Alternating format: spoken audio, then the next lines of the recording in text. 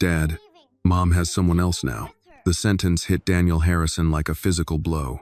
He had just set his briefcase down when Annie said it, her voice small but clear, standing at the foot of the staircase as if she had been waiting for the exact moment he walked in. For a split second, Daniel thought he had misheard her. He straightened slowly, his jaw tightening, his heartbeat suddenly loud in his ears. "What did you say?" he asked. The calm in his voice forced. Brittle. "Annie, say that again."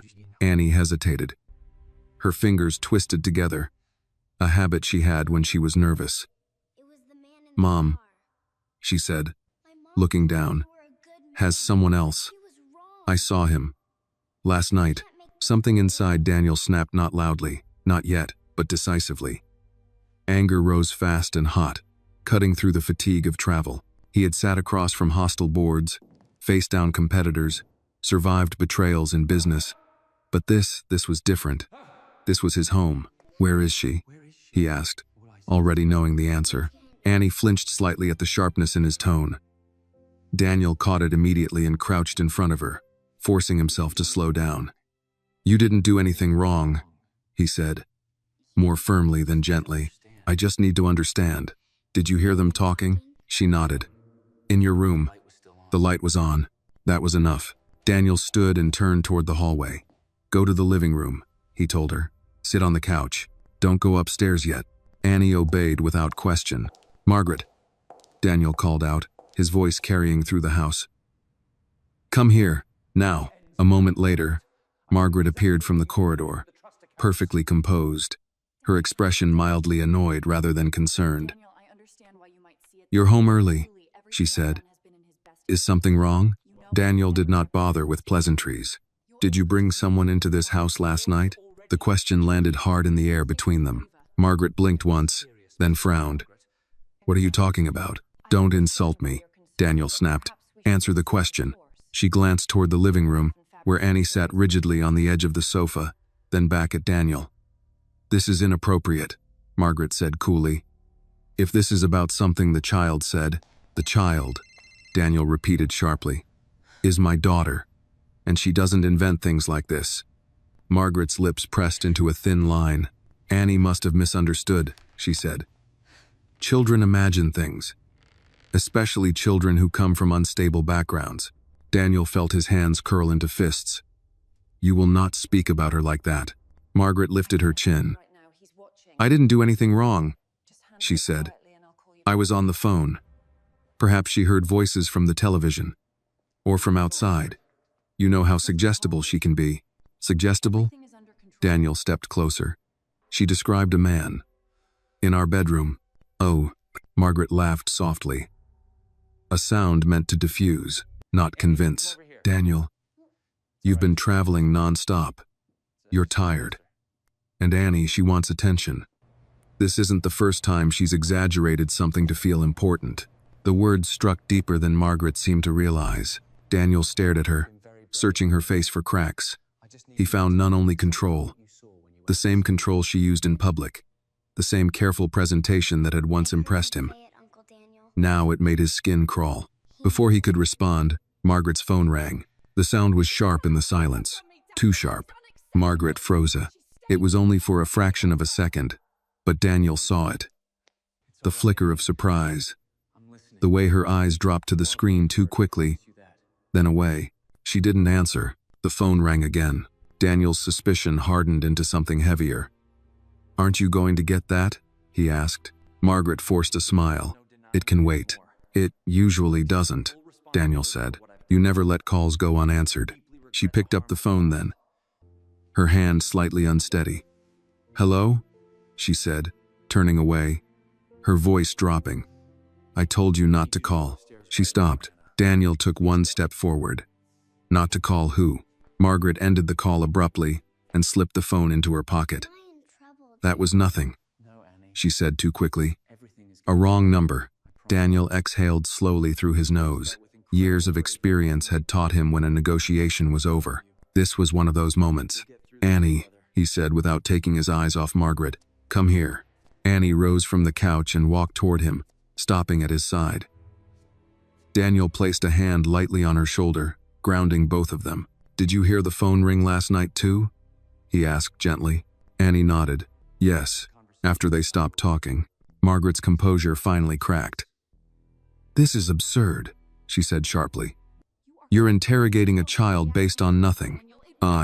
Daniel's voice dropped, controlled but dangerous. No, he said. I'm listening to her. Something you've never bothered to do. Silence stretched between them. I don't know who you think you married, Margaret said finally, but you're making a mistake. Daniel looked at her for a long moment, then nodded once. Maybe I did, he said, and I'm done ignoring it. He turned to Annie and softened instantly. Go upstairs, he told her. Get ready for school. I'll be there in a minute. Oh no, she hesitated. Am I in trouble? No, he said without hesitation. You were brave. Annie nodded and went upstairs, her steps quick, as if afraid the moment might change. When she was gone, Daniel faced Margaret fully. This conversation isn't over, he said. But from this moment on, I'm watching everything. Margaret's eyes hardened. You're overreacting. Daniel shook his head. No, he replied. I'm finally paying attention. Onis, as he walked toward the stairs, one certainty settled in his mind. Whatever truth lay behind that phone call, behind last night, behind Margaret's calm denial, he would uncover it. And this time, he would not dismiss the voice that had warned him first. Annie did not go upstairs right away. After Daniel told her to leave the room, she climbed the first few steps, then stopped. She sat quietly on the staircase, one step below the turn where the banister curved, just far enough to be unseen from the living room. She hugged her knees and listened. Margaret's voice carried clearly. This is ridiculous, her mother said, sharp and controlled. You're letting a child fill your head with nonsense. Daniel did not answer immediately. Annie could picture his face even without seeing it, the way his jaw tightened when he was angry but trying not to show it. You will not talk about her like that, he said finally. There was a pause. Then the sound Annie had learned to recognize. Margaret's heels turning on the floor, walking away rather than arguing further. I have an appointment, Margaret said, already moving down the hall. We'll discuss this when you've calmed down. The front door opened, closed. The house settled into silence. Annie waited. She counted slowly in her head, the way her teacher had taught her when she felt overwhelmed. 1, 2, 3. She listened for the car engine. When she heard it pull away, she exhaled for the first time in what felt like hours. Only then did she stand. She went down the stairs carefully and crossed the living room. Daniel was standing near the window, his back to her, his shoulders rigid. He looked older than usual, as if something heavy had been placed on him all at once. Dad? Annie said. He turned immediately. For a moment, his anger was still there, written across his face. Then he saw her. The expression softened, not completely, but enough. I thought I told you to go upstairs, he said, not harshly, just surprised. I waited, Annie replied. Until she left. Daniel studied her, realizing then how intentional her stillness was. Come here, he said quietly. She walked toward him and stopped a step away, unsure if she should go closer. He knelt, so they were eye to eye again. Why did you wait? He asked. Annie hesitated, then spoke carefully, as if choosing each word mattered. She doesn't like it when I talk to you about things, she said. Not about her. Daniel felt something twist in his chest. Has she ever told you not to talk to me? He asked. She doesn't have to, Annie said. I can tell. He nodded slowly. He believed her. Annie, he said, lowering his voice. I need you to tell me everything you remember from last night. Not what you think it means, just what you heard. Can you do that? She nodded. Yes. They moved to the sofa and sat side by side. Daniel made sure there was space between them, but not distance. He didn't want to crowd her. He wanted her to feel steady. I went downstairs because I was thirsty, Annie began. The kitchen light was on low. I got water. Then I saw the light in your room. It's day. Daniel listened without interrupting. I heard Mom talking, Annie continued. And a man, not you. Did you recognize his voice? Daniel asked. She shook her head.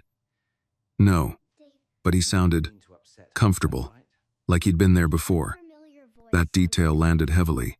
They talked about papers, Annie said, and about money moving. Mom said something about how everything would be easier once it was finished. Finished? Daniel repeated. Yes, and he said that after, they wouldn't have to hide anymore.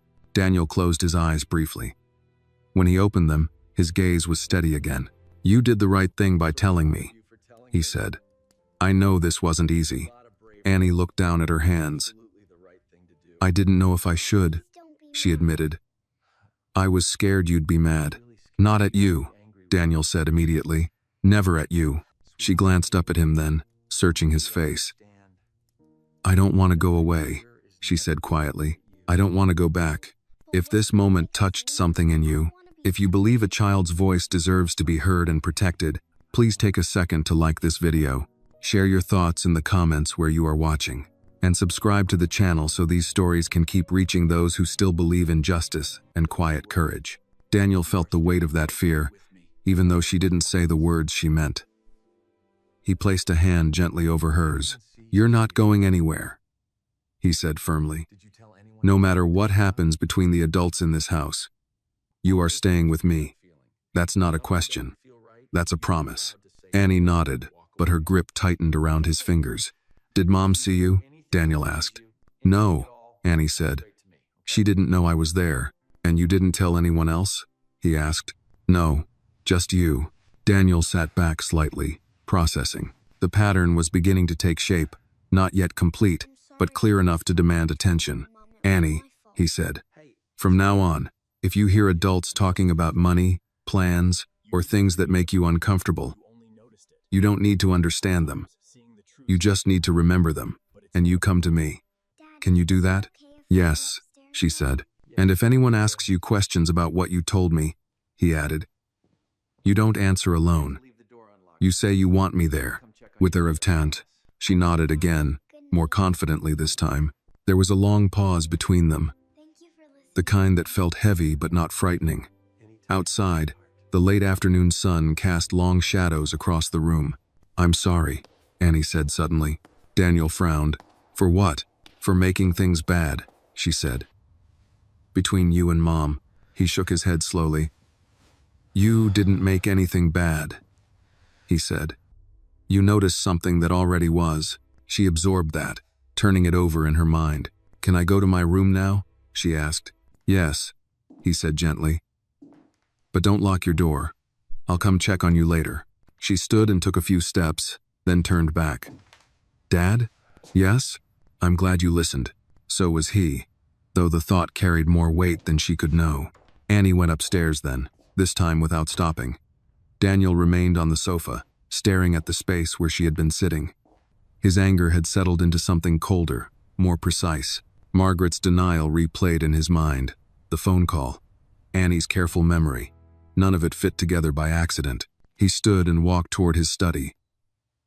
There were things he needed to confirm, quietly and thoroughly. Not tonight, perhaps, but soon. For now, one truth stood above all others. The most honest voice in his house belonged to the smallest person in it, and he intended to protect that voice, whatever it cost. The first thing Daniel Harrison did after Annie fell asleep was not to confront his wife again. He went to his study and closed the door. The room was designed for control. Dark wood shelves, a desk positioned to face the door. No personal photographs except one Annie at 5, missing a front tooth, holding a paper crown from a school play. He had framed it himself, against Margaret's quiet objection that it didn't match the room. Daniel sat down and opened his laptop. For years, his instinct when something felt wrong had been to act quickly, decisively. Speed had made him rich. It had allowed him to stay ahead of competitors who hesitated. But this was not a boardroom, and the warning had not come from an analyst or a report. It had come from a 6-year-old who had learned how to wait until it was safe to speak. He forced himself to slow down. He created a new folder. He named it with the date. Nothing dramatic, just a marker. Then he began to write. Not conclusions, not accusations, only facts. Margaret was alone last night while he was away. Annie reported a man in the bedroom. Margaret denied it immediately. Margaret dismissed Annie's credibility. Margaret received a phone call and reacted with surprise. Daniel leaned back in his chair and stared at the screen. He replayed Margaret's voice in his mind, not the words, but the cadence. Too smooth, too practiced. She had not been offended. She had not been shocked. She had been prepared. That, more than anything, unsettled him. He checked the time. Almost midnight. He considered going upstairs, checking on Annie again, but stopped himself. He did not want to turn reassurance into anxiety. She needed normalcy, not vigilance disguised as care. Instead, he opened his email. Daniel had always managed his own finances closely, even after marriage. It was not distrust, it was habit. Margaret had her own accounts, her own allowances, her own sphere of control in the household. That had been the agreement. But the core holdings, the trusts, the long-term investments, the legacy structures, those had remained under his direct oversight. He scanned recent activity. Nothing obvious. No sudden withdrawals. No large transfers. Still, absence did not equal innocence. He made a note to speak with his attorney, quietly. Not tomorrow, but soon. He would not mention Margaret yet. He would frame it as a routine review. He knew how these things worked. The moment you named a threat, you created one. Upstairs, Annie stirred in her sleep. She dreamed she was standing in a hallway again. Only this time the walls were taller, the doors farther apart. She could hear voices behind them, but when she tried to listen, the words slipped away. She felt the familiar fear rising, the fear that she would be blamed for something she did not understand. Then she felt a hand on her shoulder. She woke with a start. The room was dark except for the small nightlight by her bed. Daniel stood beside her, his expression soft, his presence steady. "I didn't mean to wake you," he said quietly. "It's okay," Annie replied, sitting up. Her heart slowed when she saw him. "I was dreaming." "Bad one?" he asked. She nodded. "But I forgot it." He sat on the edge of the bed, not too close.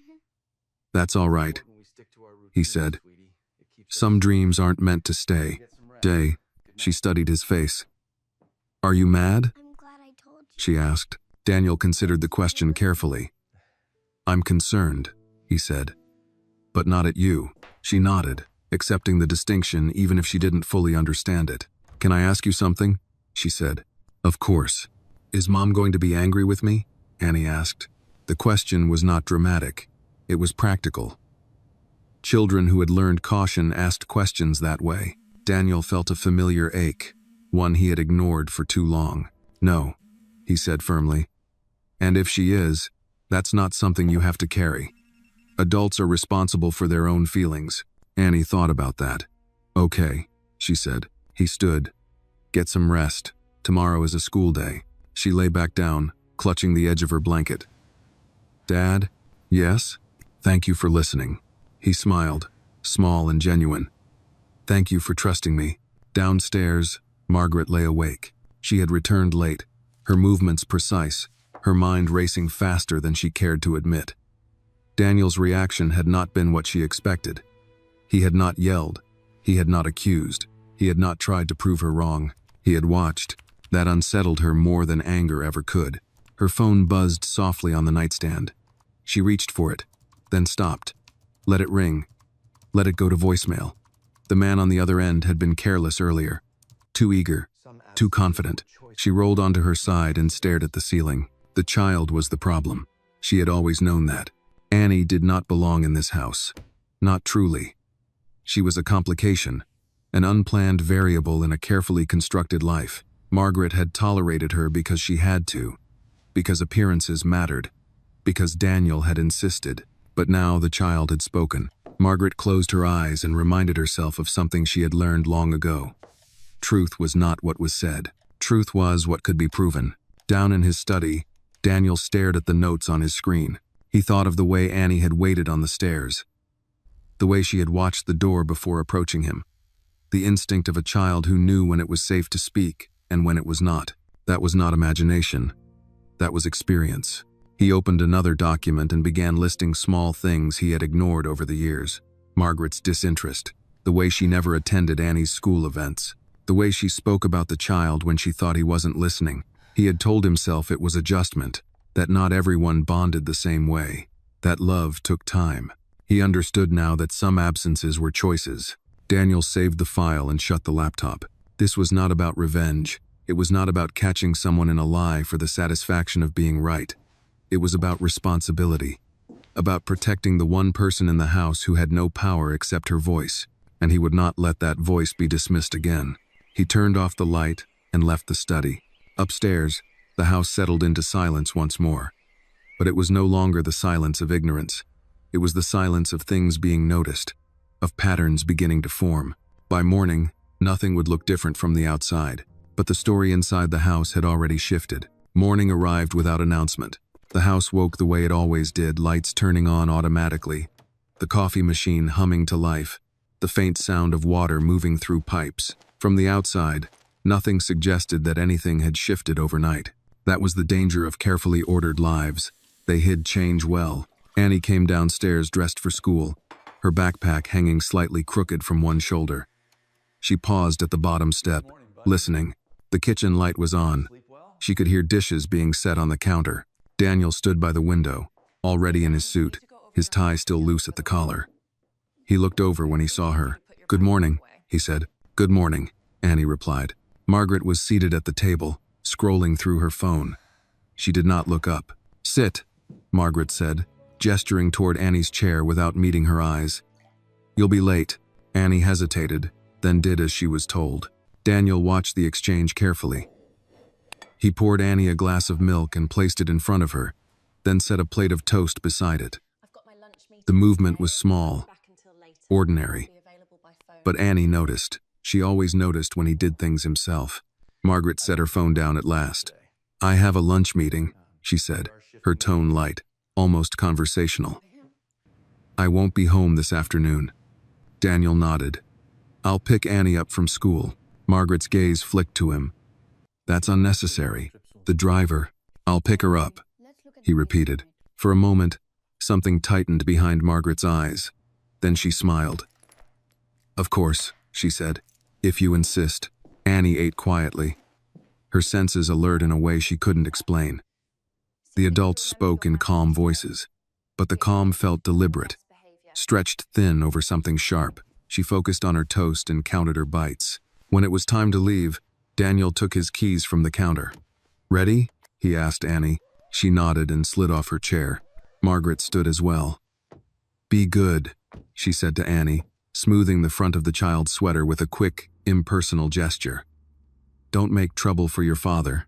Annie didn't respond. She didn't know what response was expected. Outside, the air was cool and bright. Daniel opened the car door for Annie and waited until she was buckled in before starting the engine. He did not speak right away. Neither did she. It wasn't until they were a few blocks from the house that he broke the silence. "Annie," he said, keeping his eyes on the road, "I want to check in with you." "Yes?" she said. "How are you feeling this morning?" She thought about it. "Okay," she said finally. Then, after a pause, "A little weird." "That makes sense," he said. "Things feel different." "Things feel different." She glanced at him. "Are you mad at Mom?" Daniel exhaled slowly. "I'm thinking," he said. "Sometimes thinking looks like being mad. 18's nunder." Annie considered that. "I think a lot too," she said. "When it's quiet." He nodded. "I know you do. At school." Daniel walked her to the gate again. She noticed other parents watching, some curious, some distracted, all unaware of how much that small routine mattered to her. "Remember what I said," he told her gently. "If anyone asks you questions that make you uncomfortable, you don't answer alone." "I know," she said. "And if something doesn't feel right," he added, "you come to me. I have deceiving." She smiled faintly. "I will." He waited until she was inside before turning back to the car.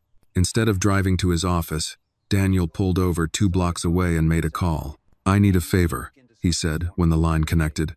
Quietly, the morning passed slowly for Annie. She did her work, listened to her teacher, raised her hand when called on, but she felt as if she were standing slightly outside herself, watching the day instead of being fully inside it. At recess, she sat on the swings and pushed herself gently back and forth. The rhythm calmed her. She thought about her dad's words, about how he had looked at her when he promised she wasn't going anywhere. That promise mattered more than she knew how to say. After school, Daniel was waiting again.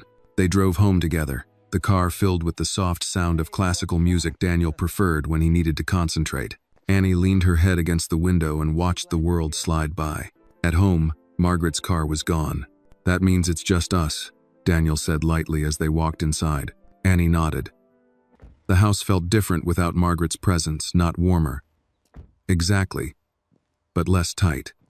She took off her shoes and followed Daniel into the kitchen. "I have some work to do," he said, "but I'll be nearby." She set up her homework at the table. Daniel moved between rooms, making phone calls in a low voice, his tone professional, controlled. Annie couldn't hear the words, but she noticed when his posture changed, when he stopped pacing and stood still. Later, he sat across from her with his laptop open. "Annie," he said, "I'm going to ask you something, and you can say no if you don't want to answer." She looked up. "Okay. Has Mom ever told you to keep secrets from me?" he asked. Annie thought carefully. "She doesn't say it like that," she said. "She just says some things are grown-up things. That I wouldn't understand." "And did that make you feel like you shouldn't tell me?" he asked. She nodded. "Sometimes." Daniel closed his laptop. "That's important," he said. "Thank you for telling me." She watched him, unsure what it meant, only that it seemed to matter. That evening, they ordered takeout, something simple. Annie helped set the table. They ate together without hurry, without tension. Daniel asked about her day. He listened to the answers. For the first time in a long while, Annie felt as if the house had room for her voice. Later, as she got ready for bed, Daniel stood in the doorway. "I'm proud of you," he said. She looked up, surprised. "Why?" "For paying attention," he replied. "And for speaking when it mattered." She smiled, small but genuine. Downstairs, after she was asleep, Daniel returned to his study. The call he had made earlier had confirmed what he suspected. Nothing illegal yet, nothing obvious. But patterns did not appear all at once. They revealed themselves to people patient enough to look. He added more notes to his file. Margaret had always believed control came from managing perception. Daniel understood now that real control came from understanding reality. And reality, inconvenient as it was, had arrived in the form of a 6-year-old who refused to stay silent. He shut down his computer and leaned back in his chair. This was only the beginning. The first change Daniel made was small enough to go unnoticed. He adjusted his schedule. Margaret was used to Daniel leaving early and returning late. His time divided between airports, conference rooms, and private dinners that blurred together. Absence had given her freedom. Presence, he knew, would be disruptive. On Thursday morning, he canceled a flight. Annie noticed immediately. "You're still here," she said, standing in the doorway of the kitchen with her backpack half on. "Yes," Daniel replied, fastening his watch. Plans changed. She smiled before she could stop herself. Then she looked down, as if worried the smile might be inappropriate. Margaret noticed too. She paused mid-step, coffee cup hovering near her lips. "I thought you were flying out," she said. "I was," Daniel replied evenly. "I decided not to." Margaret studied him for a fraction of a second longer than necessary. "Is everything all right?" "Fine," he said. "Why wouldn't it be?" She didn't answer that. She rarely did when questions pointed in directions she didn't control. The morning continued without incident. Annie went to school. Margaret left shortly after, citing errands. Daniel stayed behind. He did not follow Margaret. He did not check her phone records. He did not ask staff questions that would travel back to her ears. Instead, he began where he always did, with structure. By noon, Daniel was seated across from a man he trusted implicitly. Not a friend, a professional. "Nothing dramatic," Daniel said as he set his phone face down on the table between them. "I want a comprehensive review. Quiet. Historical." The man nodded. "Any focus?" Daniel thought of Annie on the stairs, of the phone ringing, of Margaret's calm dismissal. "Yes," he said. "Patterns." That afternoon, Annie's teacher requested a brief meeting. Daniel arrived 10 minutes early. Mrs. Collins was in her late 50s, practical, with the kind of calm that came from decades in the classroom. She gestured for Daniel to sit. I want to be clear, she said. This isn't about concern.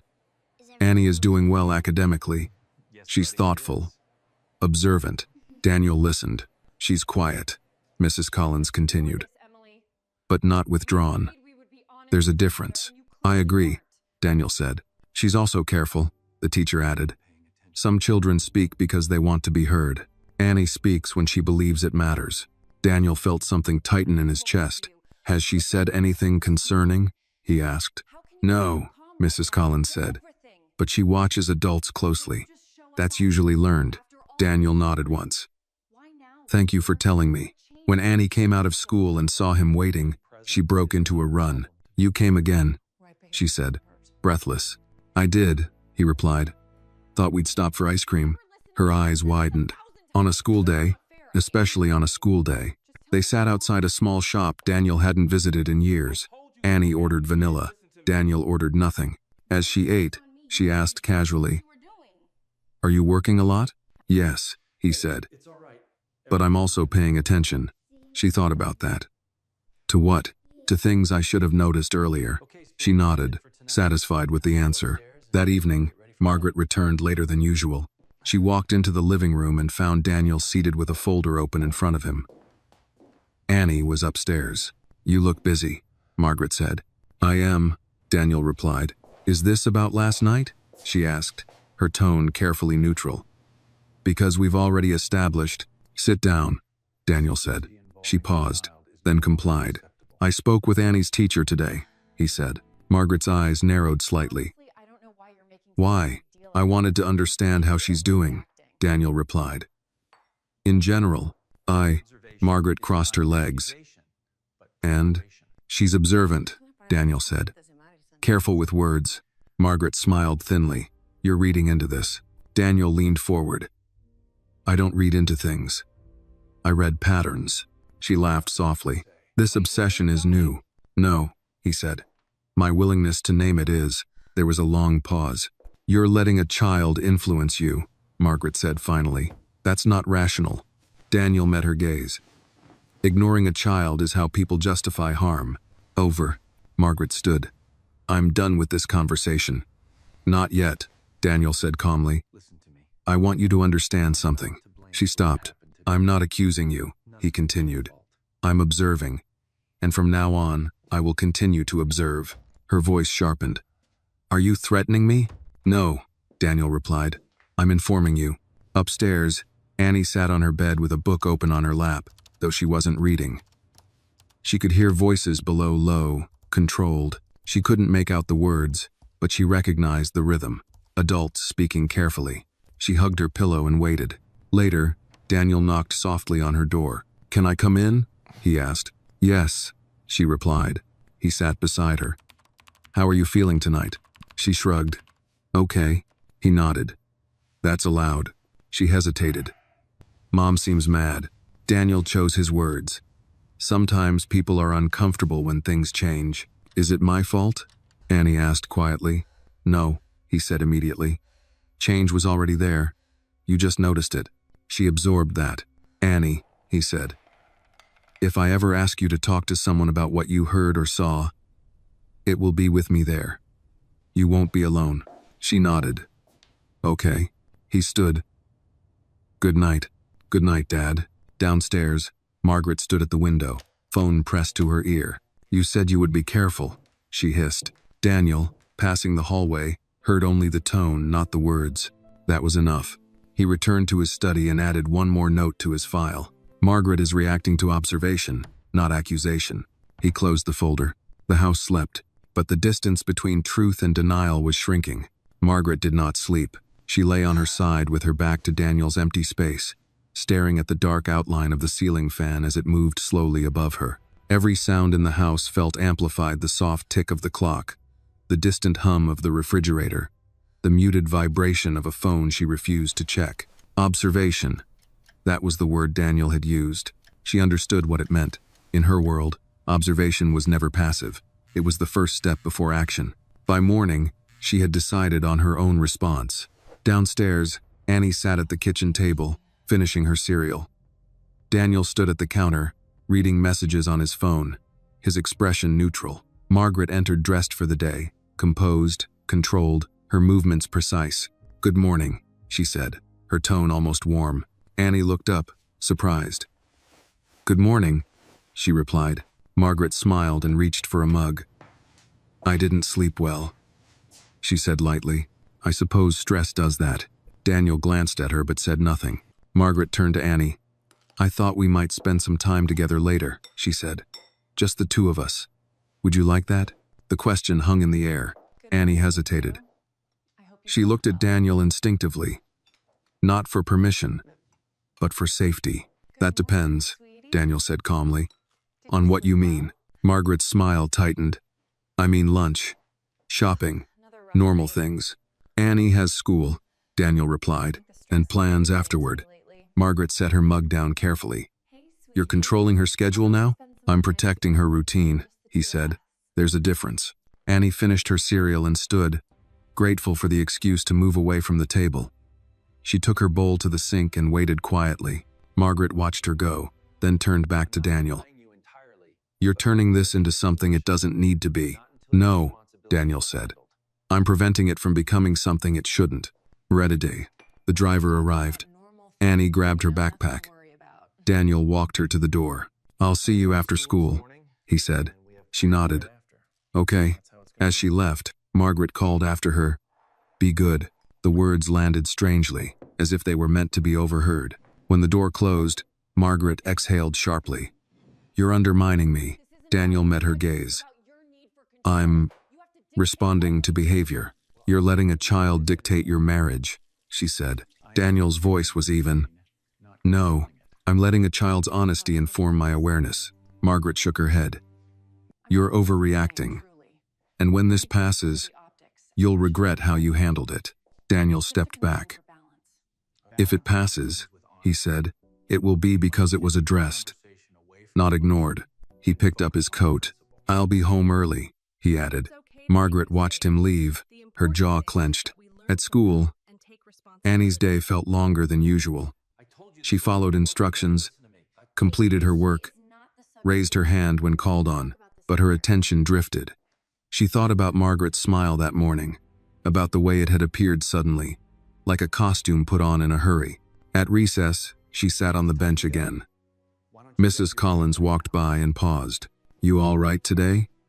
the teacher asked gently. "Yes," Annie said. Mrs. Collins nodded. "If you ever need to talk, you know where to find me." Annie nodded back, absorbing the reassurance. After school, Daniel was waiting. They drove home in silence for several minutes before Annie spoke. "Mom was different this morning," she said. Daniel kept his eyes on the road. "Different how?" "Nice," Annie said. All of a sudden, Daniel nodded. "Did it make you uncomfortable?" she thought. "A little. That's important," he said. "Pay attention to that feeling. It's there for a reason." At home, Daniel received a call from his attorney. "Yes," he said quietly. "No, not yet. I want you to look at timelines and any unusual overlaps." He ended the call and turned to Annie. "Why don't you do your homework in the living room today?" he said. "I'll be nearby." She nodded. Margaret arrived an hour later. She set her bag down and looked around. Annie was at the coffee table with her books. Daniel was seated nearby with his laptop. "I thought we might go out," Margaret said to Annie, her voice sweet. "I mentioned it this morning." Daniel looked up. "Annie has homework." "And?" Margaret's eyes flashed briefly. "She can do it later." "She won't," Daniel said. "Routine matters." Margaret laughed softly. "You're being unreasonable." Daniel stood. "I'm being clear." There was a moment then, brief, but telling, when Margaret's composure slipped. "You're choosing her over me," she said. Daniel did not hesitate. "I'm choosing responsibility over denial." Annie looked up, frozen. Daniel noticed immediately. "Annie," he said gently, "why don't you take your books upstairs for a bit?" She gathered her things and left without a word. Upstairs, she sat on her bed and hugged her knees. She could hear voices below again. Not loud, controlled. That was worse. Downstairs, Margaret's voice dropped. "You're making a mistake." Daniel's tone was steady. I've made mistakes before. Ignoring this won't be one of them. You don't have proof, she said. I'm not accusing you, Daniel replied. I'm observing patterns. You think observation makes you powerful, Margaret snapped. It doesn't. Daniel met her gaze. It makes me prepared. Silence followed. That night, Daniel checked on Annie before bed. She was lying on her side, awake. You okay? He asked. She nodded. Are you? He considered the question. I will be. She watched him. Mom's mad. Yes, he said. But that's not something you have to fix. Am I allowed to be mad? She asked. He smiled faintly. You're allowed to feel whatever you feel. You just don't have to carry it alone. She nodded. Downstairs, Margaret made another call. This one shorter, more urgent. Things are changing, she said. You need to be careful. When she ended the call, she stared at her phone, her confidence thinning. Daniel stood in his study, reviewing notes. New ones now, consistent behavior shifts, sudden interest in Annie, defensive language. He closed the file. Margaret had made her move, a subtle one. But subtlety only worked when no one was paying attention. He turned off the light. The house went quiet. But the balance had shifted again. The investigation did not begin with confrontation. It began with distance. Daniel stopped explaining himself. For Margaret, that change was more unsettling than argument. She was accustomed to engagement, to resistance she could redirect, to emotion she could reframe. Silence, however, gave her nothing to work with. On Monday morning, Daniel left the house without comment. Annie watched from the stairs as he picked up his briefcase. He paused when he saw her. I'll be home before dinner, he said. She nodded. Okay. Margaret stood in the kitchen, arms crossed loosely, her posture relaxed but watchful. You've been very quiet, she said. It's unnerving. Daniel looked at her calmly. Then you're paying attention. He left before she could respond. At school, Annie tried to focus on spelling words, but her thoughts drifted. She kept replaying the moments when adults' voices changed when they sounded careful instead of kind. She did not know the words for manipulation or control, but she knew the feeling of walking on something thin. During art class, she drew a house. It had strong lines, clear windows, a door that was open. Mrs. Collins paused beside her desk. That's a very sturdy house, she said. Annie looked at the drawing. It has to be, she replied. So it doesn't fall. Mrs. Collins smiled gently. That's good thinking. That afternoon, Daniel did not go home. He went somewhere else first. The office was quiet, unremarkable, chosen deliberately. No company logos, no familiarity. The man across from him did not ask emotional questions. Timeline, Daniel said. I want overlap, travel, finances, outside contacts. The man nodded. And your wife? Not yet, Daniel replied. I want context before conclusions. Understood. Daniel leaned back. If something's there, it won't be loud. It never is, the man agreed. When Daniel picked Annie up from school, she noticed immediately that he seemed different. Not angry. Focused. Did you have a good day? He asked. Yes, she said. We painted. What did you paint? A house. He smiled faintly. Good choice. At home, Margaret was already there. She greeted Annie warmly, overly so, brushing her hair back, complimenting her sweater. Annie stood still, unsure how to respond. Daniel observed quietly from the doorway. Dinner will be ready soon, Margaret said brightly. I thought we could all eat together. That's fine, Daniel replied. The meal passed without incident. Margaret spoke about charity events, about acquaintances Annie didn't know. Daniel listened without commenting. Annie ate carefully, aware of being watched. Halfway through dinner, Margaret turned to Annie. Would you like to help me with something later? She asked. Just the two of us. Annie's fork paused mid-air. Before she could answer, Daniel spoke.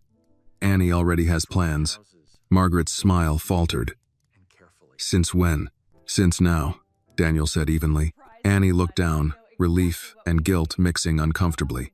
That night, Daniel sat with Annie on the couch while she read. Margaret moved around them, busy, restless. Dad? Annie asked quietly. Yes. Is it bad to tell the truth if it makes people mad? Daniel considered the question carefully. Truth isn't responsible for how people react, he said. It's responsible for being accurate. She thought about that. Then I'm glad I told you. So am I, he replied. Later, after Annie went to bed, Daniel returned to his study. His phone buzzed. A message. Brief. There was activity. Subtle, but consistent. Daniel closed his eyes for a moment, then opened them. Margaret was not improvising. She was coordinating. He typed a reply. Keep going. Upstairs, Annie lay awake. She listened to the house the way she always did at night. But something had changed. The silence felt less heavy, like a door had been opened somewhere. She drifted to sleep holding that thought. The next morning, Margaret changed tactics. She drove Annie to school herself. Daniel noticed the car keys missing and said nothing. In the car, Margaret spoke softly. Your father has been under a lot of stress, she said. It makes him distracted. Annie stared out the window. Dad listens to me, she said. Margaret's grip on the steering wheel tightened. Adults don't always understand what's best, she replied. That's why they make decisions. Annie did not respond. At school, she climbed out of the car and hesitated. Mom? Yes? I want Dad to pick me up. Margaret smiled thinly. We'll see. That afternoon, Daniel arrived at pickup early. When Annie saw him, she ran. Margaret arrived minutes later, irritation barely concealed. You could have told me, she said sharply. I didn't need to, Daniel replied. I'm her parent too. Margaret leaned closer. You're confusing her. No, he said quietly. I'm stabilizing her. At home, Daniel received the first clear signal, a name, a transaction. Not illegal, not yet, but intentional. He did not react outwardly. Instead, he changed one more thing. That evening, he moved Annie's bedtime routine earlier. He stayed with her longer. I'm not going anywhere, he said as he tucked her in. I know, she replied, already half asleep. Downstairs, Margaret paced. Her phone rang. Things are tightening, she said into it. He's watching everything. A pause. No, she added. We wait. Daniel stood in the hallway, just out of sight, listening to the cadence of her voice, not the words. That was enough. He returned to his study and updated the file. Behavior escalating. External coordination confirmed. He closed the folder and sat back. Margaret believed she was managing risk. Daniel understood now that the risk was not exposure.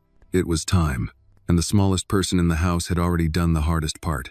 Daniel chose the moment carefully, not when Margaret was defensive, not when she was distracted. He waited until she believed she had regained balance. It happened on a Wednesday evening. Dinner was quiet, almost civil. Margaret spoke lightly about an upcoming charity function. Annie listened without comment, focused on cutting her food into careful, even pieces. Daniel watched both of them, noting the ease Margaret projected, the way she filled silence with harmless detail. After Annie finished eating, Daniel stood. Why don't you go upstairs and get ready for bed? He said. I'll come check on you in a bit. Annie hesitated, then nodded. She gathered her plate and left the room. Margaret watched her go. She's very obedient lately, she said. That's good. Daniel remained standing. She's careful, he corrected. There's a difference, Margaret smiled. You see threats everywhere now. No, Daniel said. I see patterns. He waited until Annie's footsteps faded upstairs before continuing. I want to talk about something, he said. Margaret leaned back in her chair. You always do. Last night, Daniel continued. You took a call in the study. Margaret's smile didn't move. I take calls all the time. Yes, Daniel said. But this one lasted less than 30 seconds. And afterward, you changed your plans. She crossed her legs. You're monitoring my behavior now? I'm noticing it, he replied. Margaret laughed softly. Daniel, this is becoming unhealthy. He did not react to the word. Do you remember when we adopted Annie? He asked instead. The question caught her off guard. Of course, Margaret said cautiously. You insisted. I insisted. Daniel agreed. You consented. Margaret's eyes narrowed slightly. Where is this going? Do you remember the paperwork? He asked. The clauses. The contingencies. She waved a hand dismissively. You handled all of that. Yes, Daniel said, but we discussed it. You were very clear that you didn't want responsibility without control. Her posture stiffened. That's not what I said. You said you wanted clarity. He replied. About inheritance. About authority. Margaret stood. I'm not doing this. Sit down, Daniel said, not raising his voice. She froze, then slowly returned to her seat. Annie overheard something, Daniel said. Not interpretation, not imagination. Specific language. About money, about timing. Margaret's expression hardened. We've been over this. No, Daniel said. You dismissed it. That's different. She's a child, Margaret snapped. She doesn't understand adult conversations. She understood enough to be afraid, Daniel replied. That matters. Silence settled between them. You're building a story, Margaret said finally. And you're letting her be the narrator. Daniel shook his head. I'm letting her be the witness. Margaret leaned forward. And what happens when this story collapses? When you realize you've damaged your marriage over nothing. Daniel met her gaze steadily. Then I'll take responsibility. But if it doesn't collapse, if it turns out there was something to notice, then I will not apologize for paying attention. Margaret stood abruptly. I'm done. So am I, Daniel said. The words landed quietly, but with weight. Margaret turned. You don't mean that. I do, Daniel replied. Not the marriage. The pretending. Engrassed. She stared at him, searching for hesitation. Finding none unsettled her. Upstairs, Annie sat on her bed with her book closed in her lap. She had heard the rise and fall of voices again. She didn't know the words, but she knew the shape of the conversation. She hugged her pillow, waiting. A soft knock came at the door. Come in, she said. Daniel entered and sat beside her. You okay? She nodded. Are you mad again? He considered the question. I'm firm, he said. There's a difference. She studied his face. Did I do something wrong? No, he said immediately. You did something right. She relaxed slightly. Annie, he said gently. I want to prepare you for something. She listened carefully. There may be changes, he continued.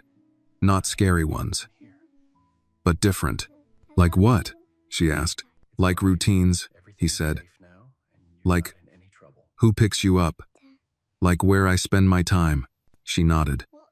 As long as I stay with you, you will, he said without hesitation. She looked at him seriously. Promise? I promise, he said. And I don't make promises I can't keep. Downstairs, Margaret paced the living room. Her phone buzzed. What now? She hissed into it. A pause. Her face tightened. No, she said. He's not bluffing. Another pause. Yes, she added quietly. I know what's at stake. She ended the call and stared at the darkened hallway leading upstairs.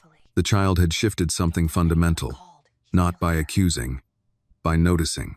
Margaret understood too late that silence was no longer safety. Daniel returned to his study. He opened the file again. Added one more line. Direct confrontation attempted. Defensive response. No denial of future intent. He closed the file and locked the drawer. This was no longer about suspicion. It was about preparation. Upstairs, Annie fell asleep faster than usual. For the first time in days, the house felt steady beneath her. Not quiet in the way of secrets, but quiet in the way of decisions already made. Daniel stood in the doorway a moment longer, watching her breathe evenly. You did the hardest part, he whispered, though she couldn't hear him. Downstairs, Margaret stared out the window at the dark street. For the first time, she felt the shape of consequences forming, not dramatic, not loud, but unavoidable. And that frightened her more than exposure ever could. Daniel did not act the next day. That restraint was deliberate. He had learned long ago that pressure revealed more than force ever could.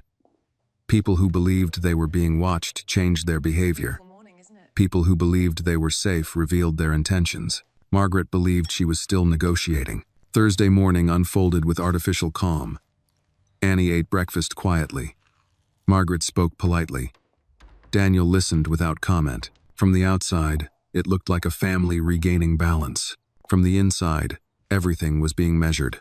After Annie left for school, Daniel did something he had not done since before the adoption. He reviewed the trust documents himself. Not summaries, not memos prepared by staff. The original structure. The clauses written to protect assets, but also to protect intent. He read slowly, carefully, noting the language that had once seemed academic and now felt personal. Margaret had been right about one thing.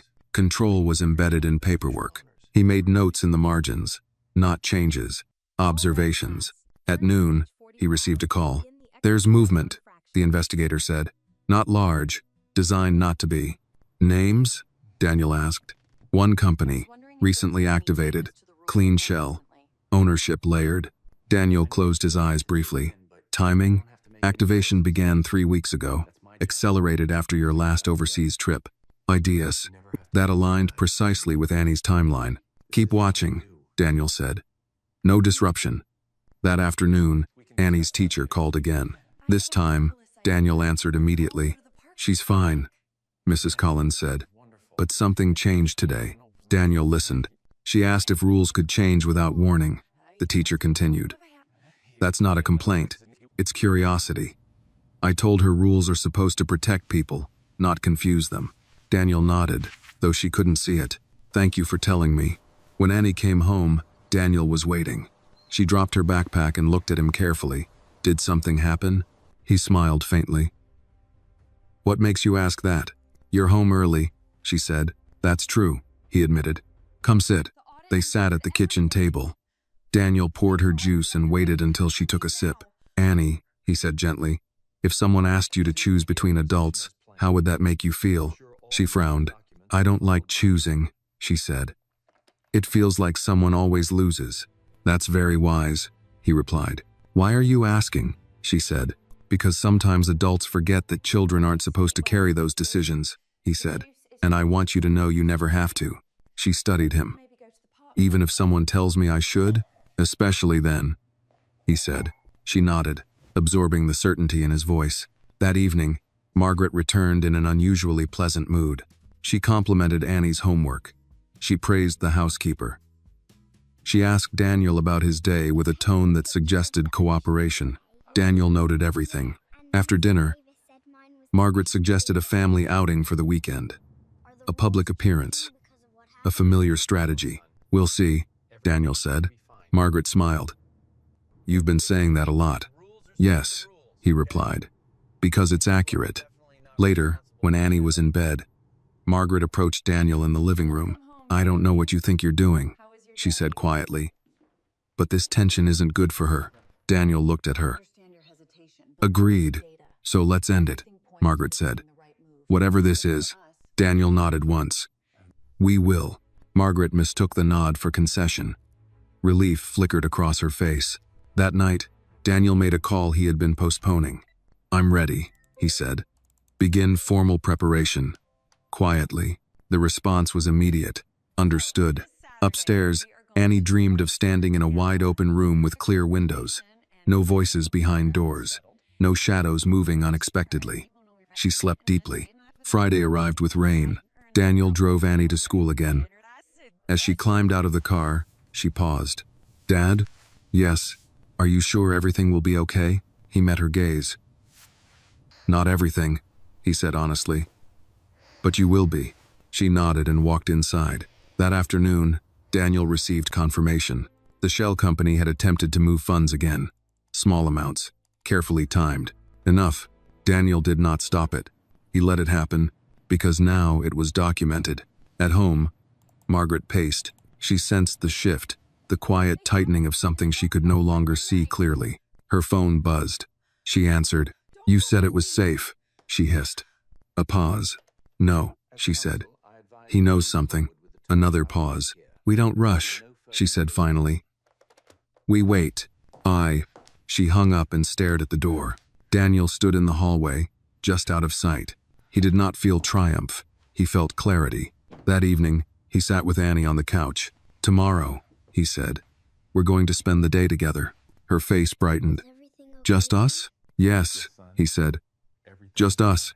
Margaret, watching from the doorway, stiffened. "You didn't tell me," she said. "I'm telling you now." Daniel replied. She searched his face. What are you planning?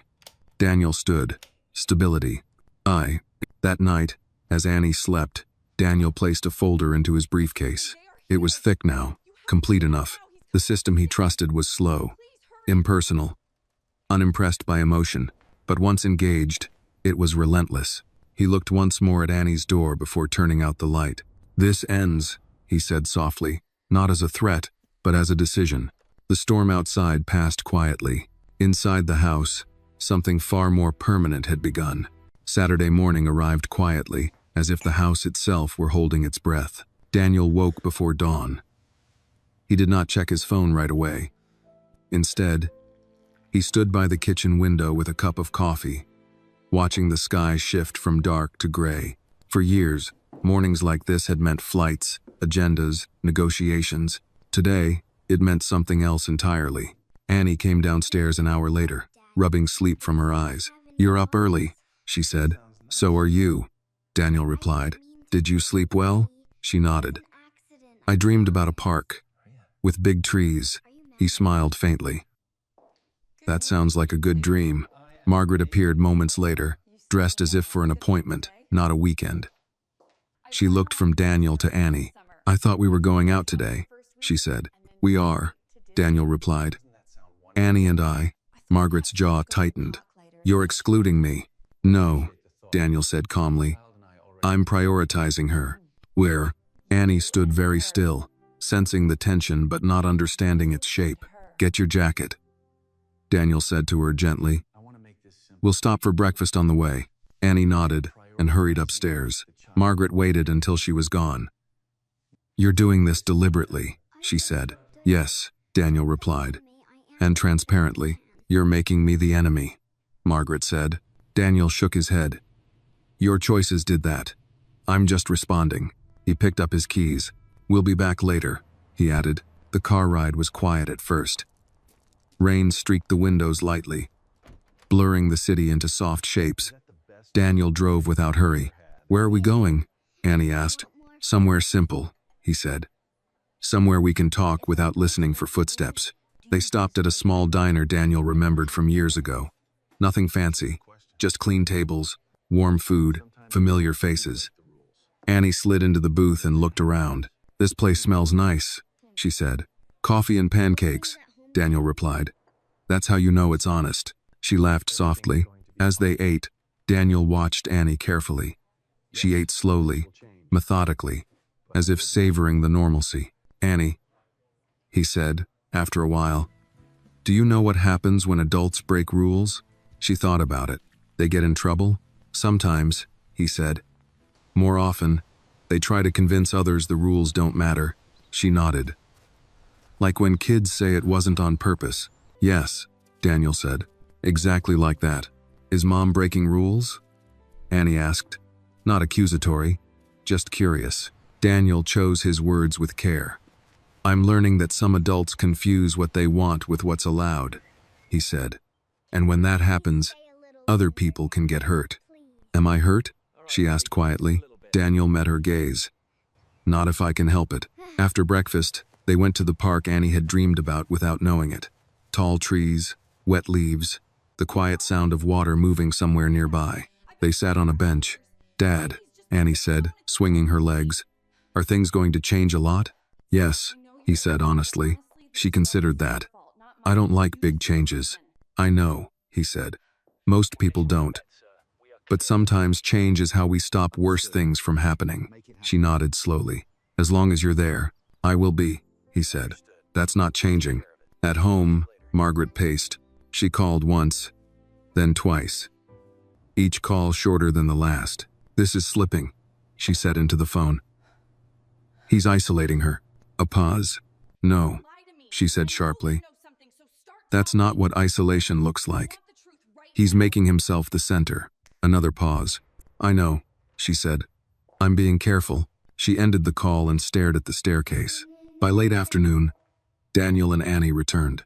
Margaret was waiting. "Did you have fun?" she asked Annie brightly. "Yes," Annie replied.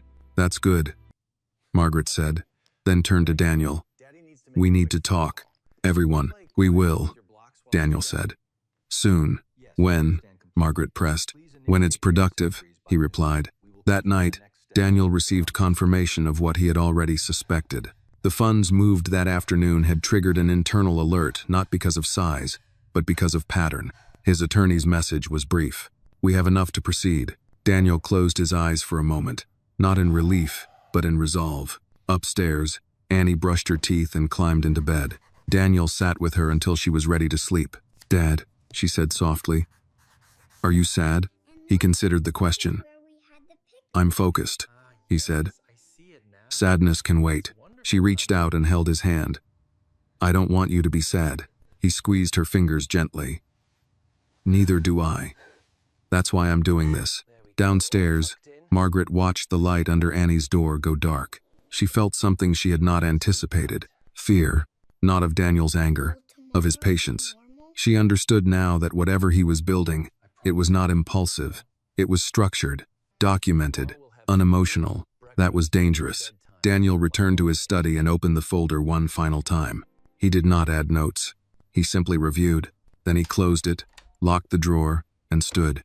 The next step would no longer be quiet. It would still be controlled, still restrained, but it would involve others. And once that happened, there would be no going back. The meeting took place on Monday morning, in a room designed to discourage emotion. Neutral walls, clean lines, a long table polished to the point of reflection. Daniel arrived early, not out of anxiety, but habit. He placed the folder on the table in front of him and waited. When the attorney entered, Daniel stood, shook his hand, then sat again. Before we begin, Daniel said, I want to be clear about one thing. The attorney nodded. Go ahead. This is not about punishment, Daniel continued. It's about protection, especially of a child. The attorney regarded him for a moment, then nodded once. Understood. They went through the materials slowly. Timelines, transactions, the shell company's structure. Nothing sensational, everything precise. The key, the attorney said, tapping one page lightly, is intent. And you have the beginnings of that. Beginnings aren't enough, Daniel replied. No, the attorney agreed, but they're sufficient to act carefully. Daniel leaned back. What does carefully look like? Limited disclosure, the attorney said. Protective measures, quiet filings, no confrontation yet. Daniel nodded. That aligned with his instinct. Most people rush this part. The attorney added. They want resolution before they have leverage. Daniel thought of Annie waiting on the stairs, of her careful voice. I'm not most people, he said. That afternoon, Daniel picked Annie up from school as usual. She climbed into the car and buckled herself in, then looked at him. You look serious, she said. I am, he replied. But that doesn't mean you need to worry. She nodded. I don't. I just notice. He smiled faintly. You're very good at that. At home, Margaret was not there. The house felt quieter than usual, not empty, but paused. Annie set up her homework at the kitchen table. Daniel worked nearby, occasionally glancing up to check on her. Dad? Annie asked suddenly. Yes? Are you going to talk to Mom again? Yes, he said honestly. But not today. She seemed relieved by the answer. That evening, Margaret returned later than usual. She looked tired. Not frazzled, but worn in a way that careful composure couldn't fully hide. You've been busy, she said to Daniel, setting her bag down. So have you, he replied. She studied him. You've met with someone. Daniel did not deny it. Yes. Her eyes hardened. About me? About the situation, he corrected. She exhaled sharply. You're escalating. I'm formalizing, he said. Annie appeared at the top of the stairs, pausing when she sensed the tension. Daniel noticed immediately. Annie, he said gently, why don't you go finish getting ready for bed? She nodded and disappeared quietly. Margaret watched her go. She's afraid. Daniel met her gaze. She's cautious, because she's learned she needs to be. Margaret crossed her arms. You think you're the hero here? Daniel shook his head. I think I waited too long. Silence stretched between them. What do you want? Margaret asked finally. I want transparency, Daniel replied. And I want you to stop involving Annie directly or indirectly in adult dynamics. I never involved her, Margaret snapped. Daniel's voice remained calm. You involved her the moment you assumed she wouldn't be believed. Margaret looked away. Upstairs, Annie sat on her bed, listening. She didn't hear words clearly, but she heard something else, finality. That night, Daniel sat with Annie longer than usual. Are you okay? He asked. She nodded. I think so. That's enough, he said. You don't have to be anything more than that. She hesitated. Dad? Yes. If things change, she said carefully. Will I still go to the same school? Daniel smiled softly. Yes. And Mrs. Collins? Yes. And my room? Yes, he said firmly. Your world stays stable. She relaxed visibly. Downstairs, Margaret packed a small bag. Daniel watched from the doorway. I'm staying with a friend tonight, she said. We both need space. That's fine, Daniel replied. She paused. You're not stopping me? No, he said. I'm observing. To find a life too. She left without another word. The house settled into quiet. Daniel locked the door, then leaned against it briefly, exhaling. Not in relief, in acknowledgement. This was the moment when denial gave way to documentation. He returned to his study and sent a single message. She's left the residence voluntarily. The response came quickly. Noted. That matters. Daniel closed his laptop. Upstairs, Annie slept soundly. For the first time since the whisper that had started everything, the house felt aligned, not healed, but oriented toward truth. Daniel stood in the hallway, listening to the steady quiet. He knew what came next would be harder, more public, more complex. But the foundation was set, and it had been built, not on accusation or anger, but on attention. Margaret's absence changed the rhythm of the house immediately, not dramatically, not in ways that would be obvious to an outsider. But the air moved differently. Doors closed softly instead of sharply. Lights stayed on where they were needed. Not as signals, not as warnings. Annie noticed it the first morning. She came downstairs slowly, expecting tension to be waiting for her the way it had learned to. Instead, she found Daniel at the stove, flipping pancakes with careful concentration. You're cooking, she said, surprised. Yes, Daniel replied. Fair warning, I'm not fast. She watched him for a moment, then smiled. That's okay. They ate together at the kitchen table. No phones, no background noise except the hum of the house waking up. Is Mom coming back today? Annie asked, not anxious, just checking. Daniel chose his words with the same care he'd been using all week. I don't know, he said. But whatever happens, your routine stays the same. She nodded. Okay. He drove her to school himself, parked instead of dropping her at the curb, and walked her to the gate. Dad? She asked before going in. Yes? You look tired, she said. He smiled. That's all right. Tired doesn't mean unsure. She thought about that, then nodded and ran inside. After she left, Daniel sat in the car for a moment longer than usual. Then he made the call. We proceed, he said simply. The response was immediate. Understood. Limited scope first. Oh, that's what I want, Daniel replied. No disruption for the child. At school, Annie felt lighter than she had in days. She raised her hand more often. She laughed once, surprised by the sound of it. During reading time, she leaned against the corner of her desk and listened instead of watching the door. Mrs. Collins noticed. At lunch, she sat beside Annie. You seem more settled today, she said gently. Annie nodded. Things are quieter. That's good, Mrs. Collins said. Quiet can be safe. After school, Daniel picked her up again. Can we stop at the library? Annie asked on the drive home. He glanced at her, then smiled. Of course. They walked through the familiar rows of shelves together. Annie chose 3 books. Daniel chose one he'd already read years ago. Something steady. Something he didn't have to analyze. At home, Daniel's phone buzzed twice. He didn't answer. That evening, Margaret called. Daniel let it go to voicemail. Annie was in the living room, drawing. She looked up when she heard the phone vibrate. Is that Mom? She asked. Yes, Daniel said. Are you going to talk to her? Yes, he said. Later, when it's appropriate. She nodded and went back to her drawing. Upstairs, Daniel listened to the voicemail alone. Margaret's voice was controlled but strained. She spoke of misunderstandings, of space, of needing to talk before things went too far. Daniel deleted the message. The next day, the first formal notice arrived. Not dramatic, not threatening, carefully worded. A request for documentation, a temporary measure to preserve assets. Daniel read it twice, then filed it away. At breakfast, Annie watched him quietly. "What are you thinking about?" she asked. "About how systems work," he said, "and how sometimes they need reminders." She considered that. "Like rules?" "Yes," he said. "Exactly like rules." That afternoon, Margaret returned to the house unannounced. Annie was in the living room with her homework. Daniel was in the study, door open. Margaret stood in the doorway, taking in the scene. "You didn't tell me you were coming back," Daniel said calmly. "I didn't think I needed permission," she replied. "You don't," he said. "But you do need boundaries." Margaret's eyes flicked to Annie. "Can we talk privately?" Daniel looked at Annie.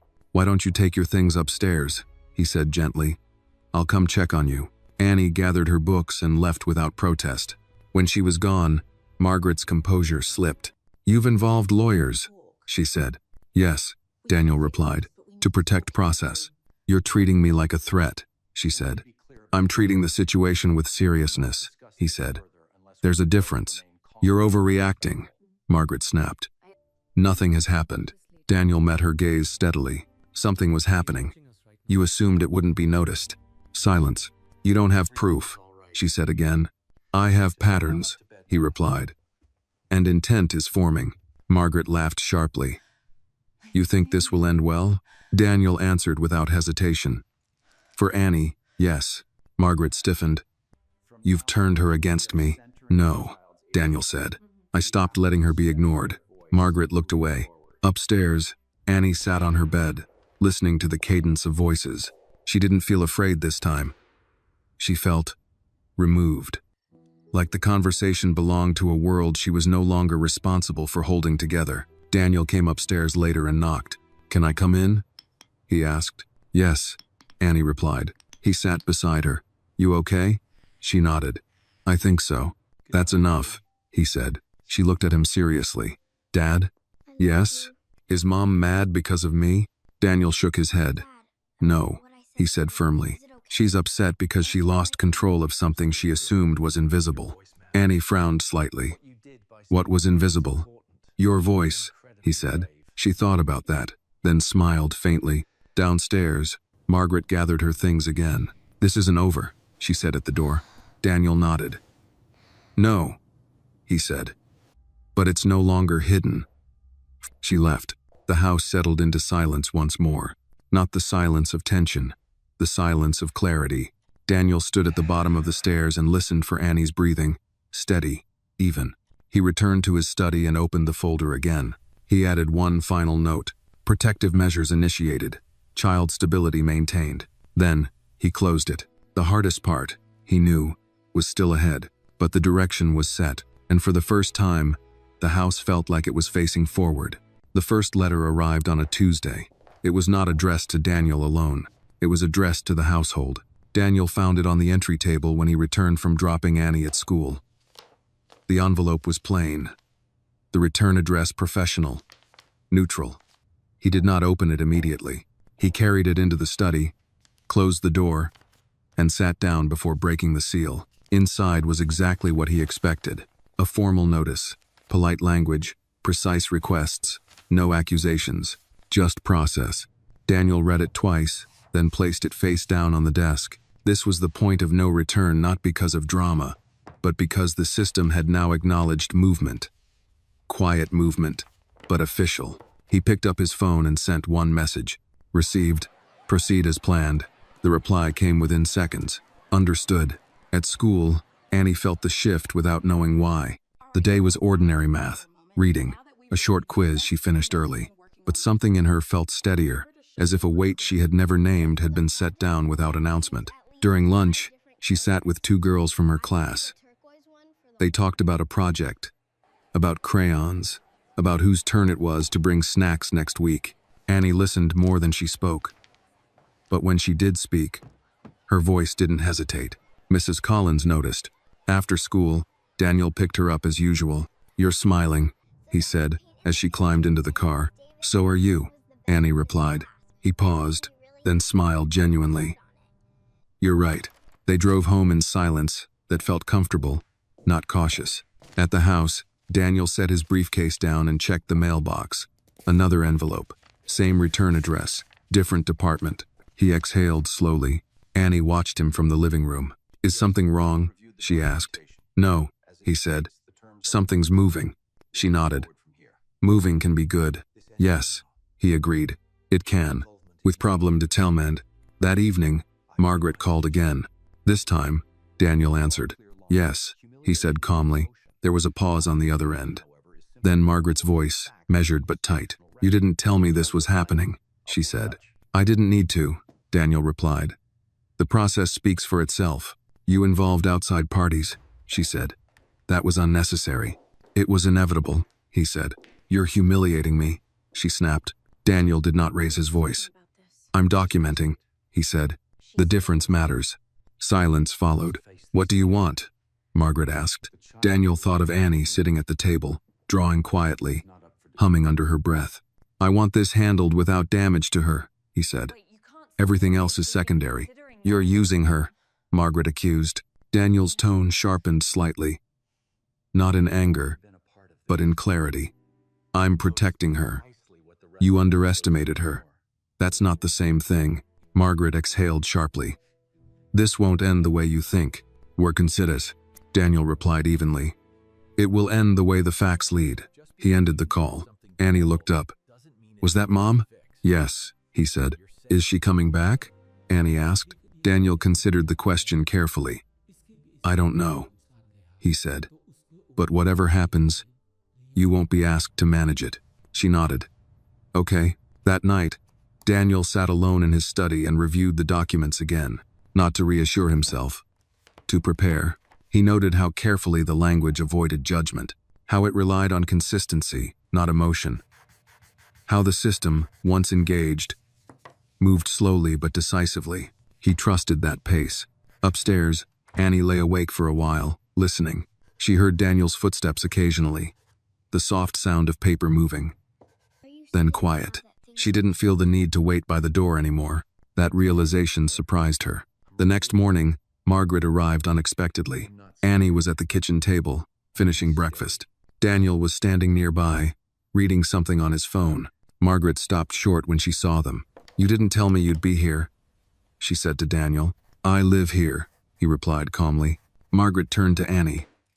"Sweetheart," she said, forcing warmth into her voice. "Why don't you go upstairs for a bit?" Annie did not move. Daniel spoke before she had to. "Annie stays where she is." Margaret stiffened. "This is between adults." Daniel nodded. "Which is why you shouldn't speak to her as if she's not present." Margaret's eyes flashed. "You're doing this on purpose." "Yes," Daniel said. With intention. Margaret laughed sharply. "You think the system is on your side. I think the system responds to consistency," Daniel replied. "And truth." Margaret glanced at Annie again, then looked away. "I'll be in touch," she said, turning toward the door. "That's fine," Daniel replied.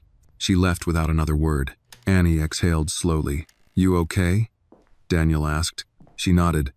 "She talks different now." "Yes," he said. "Because things are different." "Is it because of what I said?" Annie asked quietly. Daniel knelt in front of her. "It's because of what you noticed," he said. "And because you trusted me with it." She thought about that.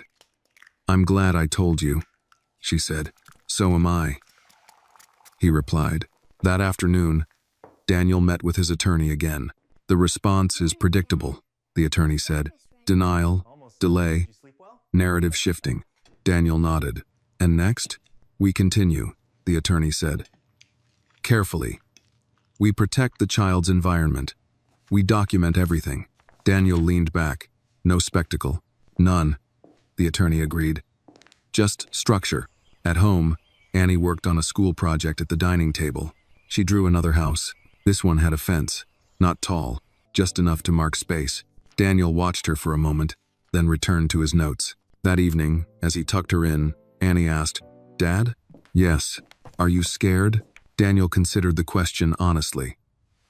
"No," he said. "I'm steady." She smiled.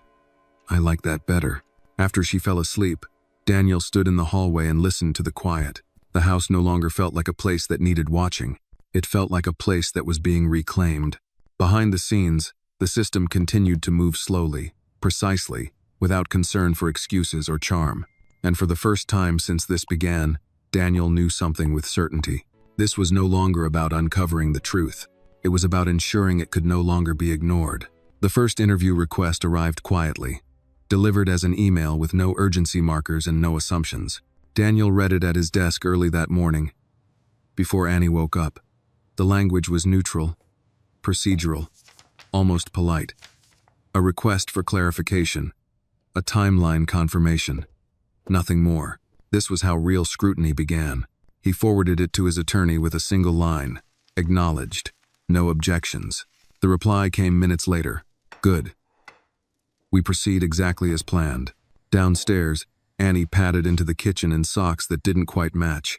She stopped when she saw Daniel already dressed. "You're not going to work?" she asked. "I am," he said. "Just a different kind today." She accepted that without pressing. She poured cereal, then sat across from him. "Dad," she said between bites. "Why do grown-ups always write so many papers?" Daniel smiled faintly. "Because paper remembers what people forget." She considered that. "Does paper tell the truth?" "It tells patterns," he said.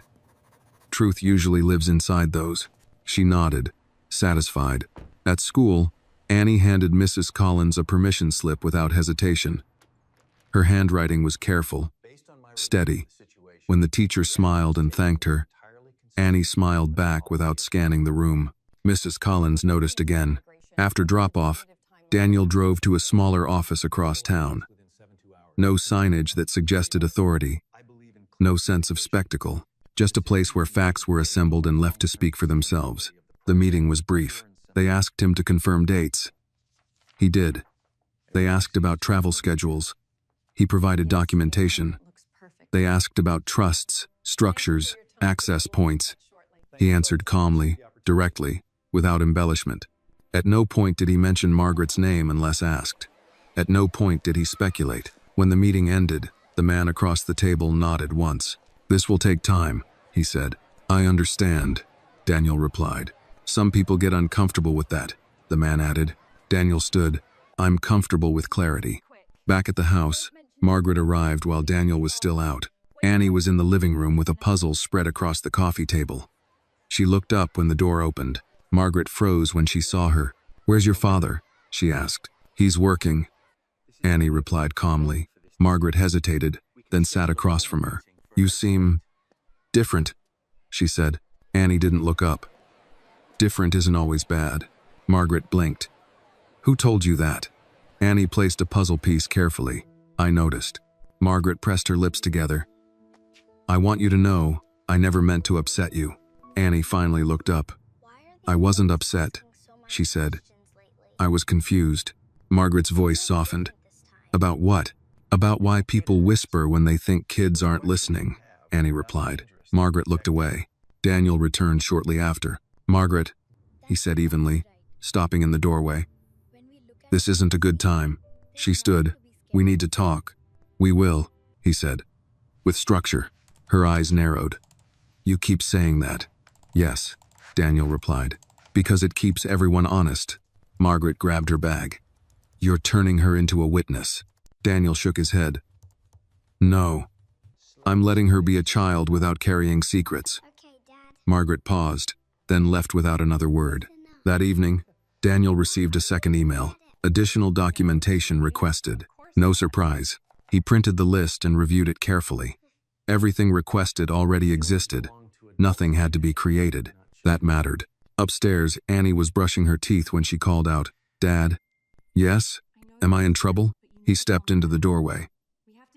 "No," he said immediately. "Why would you think that?" "Why?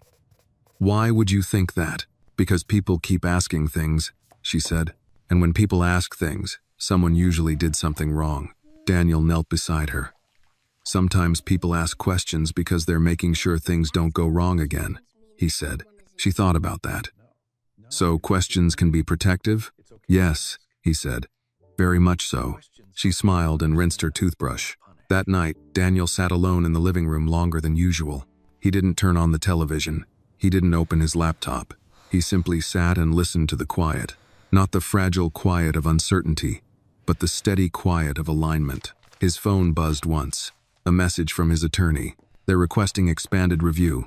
This is expected. Daniel replied, "Understood. Proceed."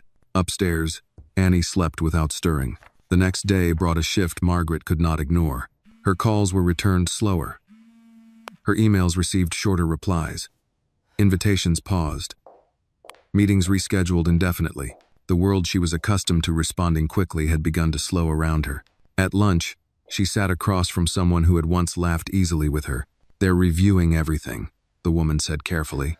Margaret smiled thinly. "They always do." "Yes," the woman replied, but not usually this quietly. Margaret felt something tighten. At home, Annie worked on a drawing at the dining table. This time, it was a bridge. Daniel noticed it when he walked by. "That's new," he said. "It connects two sides," Annie replied. "So people don't have to shout across." He nodded. "That's very practical." That evening, Daniel received confirmation of what he had anticipated. The review had expanded beyond internal documentation. Third-party verification was being requested. This was no longer exploratory. It was active. He closed his eyes briefly, not in relief, but in acceptance. When Annie asked him to read before bed, he agreed. He read slowly, carefully, choosing his voice. Halfway through, she interrupted. "Dad?" "Yes? Are you glad I told you?" Daniel did not hesitate.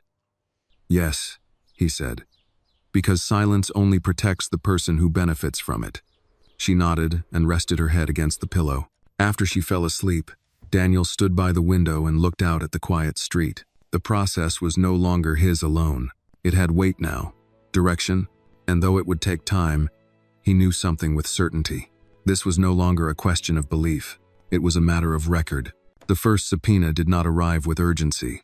It arrived with inevitability. Daniel found it waiting in his inbox early Thursday morning, time-stamped hours before sunrise.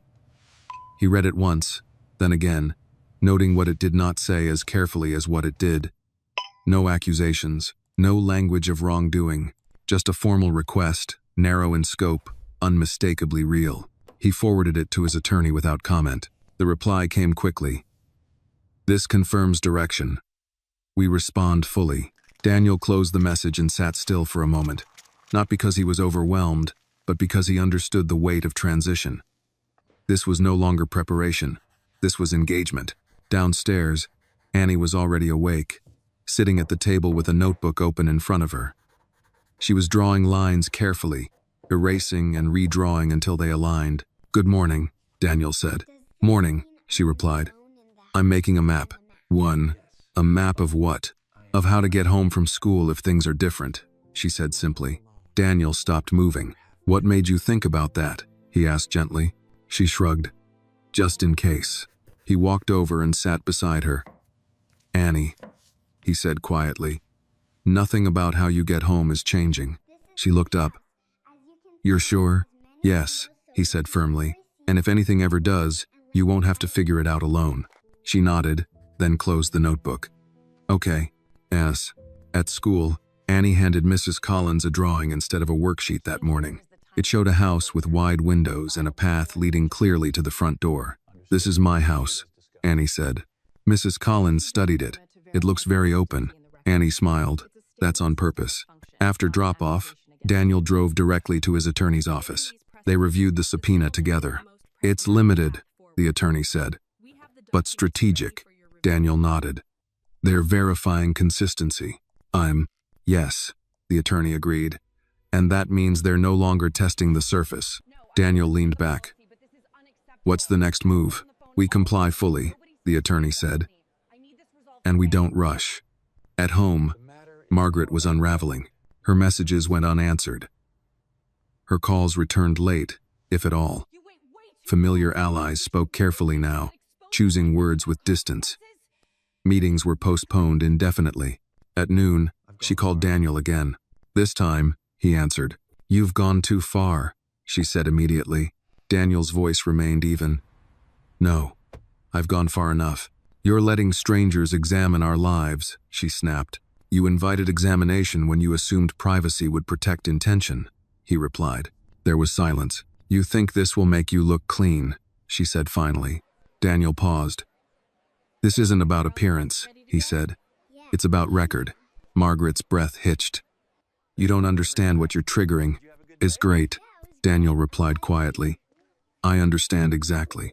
He ended the call. That afternoon, Annie came home subdued. "Long day?" Daniel asked. She nodded. "People talk quieter when they think something bad might happen." Daniel knelt in front of her. "Quiet isn't always bad," he said. "Sometimes it's people choosing their words carefully."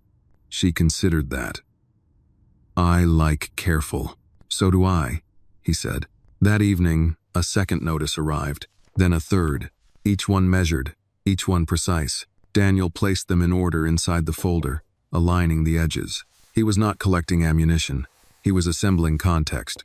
Upstairs, Annie brushed her hair in front of the mirror, humming softly. She practiced tying the ribbon herself instead of asking for help. When Daniel passed the doorway, she looked up. "Dad," she said, "do grown-ups ever get scared when they can't control things anymore?" "Yes," Daniel replied honestly. "Some do." "Is that bad?" "It can be," he said, "if they try to control people instead." She nodded, satisfied. That night, Daniel met with the investigator again. The tone had shifted. "This isn't isolated," the investigator said. "There are echoes, similar structures, older patterns."